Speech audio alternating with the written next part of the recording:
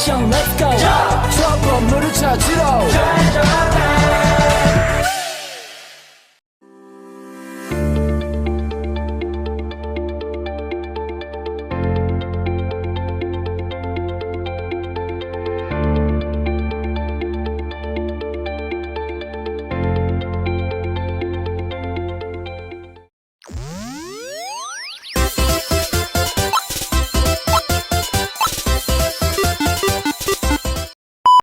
Assalamualaikum warahmatullahi wabarakatuh. Halo Sobat Juara, let me introduce myself. My name is Azara Fania Pradiva with NPM 2241112 from Management Class 22B.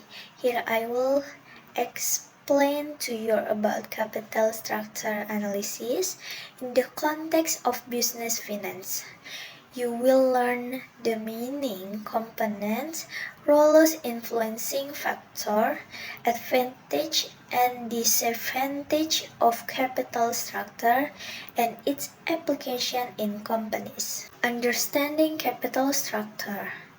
1. Capital composition. Capital structure is a combination of long-term funding sources that a company uses to finance its operational activities to shareholders and creditors.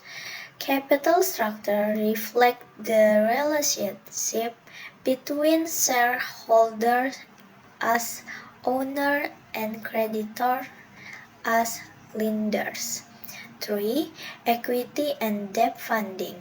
Capital structure involves funding through share, equity, and debt to achieve optimal balance. Komponen struktur modal. Ekuitas, modal saham yang dikeluarkan kepada pemegang saham sebagai bentuk kepemilikan perusahaan. Utang, pendanaan melalui pinjaman atau obligasi yang dibayar kembali dengan bunga dalam jangka waktu tertentu. Modal preferen, pendanaan melalui saham preferen yang memberikan hak istimewa kepada pemegangnya. Cadangan keuntungan, bagian dari laba yang ditahan untuk reinvestasi atau mengatasi risiko keuangan. Peran struktur modal. Yang pertama, pembiayaan strategis. Struktur modal yang tepat dapat mendukung pengembangan bisnis dan ekspansi perusahaan. Yang kedua, pengelolaan risiko. Struktur modal yang seimbang dapat mengurangi risiko keuangan dan melindungi kepentingan pemegang saham. Yang ketiga, penilaian perusahaan. Struktur modal dapat mempengaruhi penilaian perusahaan oleh investor dan kreditor. Faktor-faktor yang mempengaruhi struktur modal. Yang pertama ada industri dan siklus bisnis.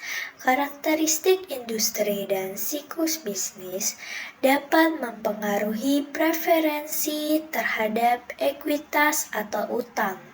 Yang kedua, risiko keuangan. Kemampuan perusahaan untuk menanggung risiko keuangan mempengaruhi pilihan antara utang dan ekuitas. Yang ketiga, regulasi dan kebijakan pemerintah.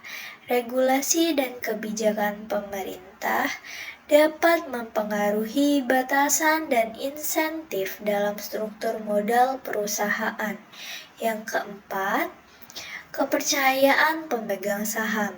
Kepercayaan investor terhadap perusahaan dapat mempengaruhi preferensi mereka terhadap saham.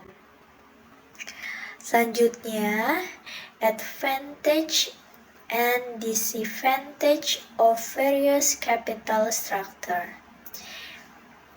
1. Equity. Advantage, no interest payment obligation.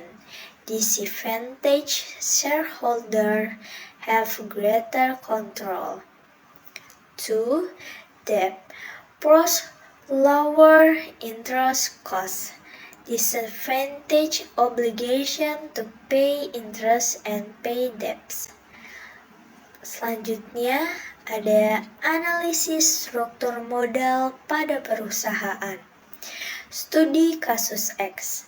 Perusahaan X memiliki struktur modal yang dominan menggunakan ekuitas untuk mendapatkan kepercayaan investor. Lalu, studi kasus Y. Perusahaan Y menggunakan utang sebagai sumber pendanaan utama untuk memanfaatkan bunga yang lebih rendah. Yang ketiga, kasus studi Z. Perusahaan Z menggabungkan ekuitas dan utang dengan proporsi yang seimbang untuk mengurangi risiko dan meningkatkan nilai perusahaan. Kesimpulan dan rekomendasi. Dalam menjalankan analisis struktur modal, penting untuk memperhatikan karakteristik perusahaan dan tujuan jangka panjang. Rekomendasi yang tepat dapat memberikan kestabilan keuangan dan meningkatkan nilai perusahaan. Okay, that's all our discussion. Hopefully it will be useful. Wassalamualaikum warahmatullahi wabarakatuh.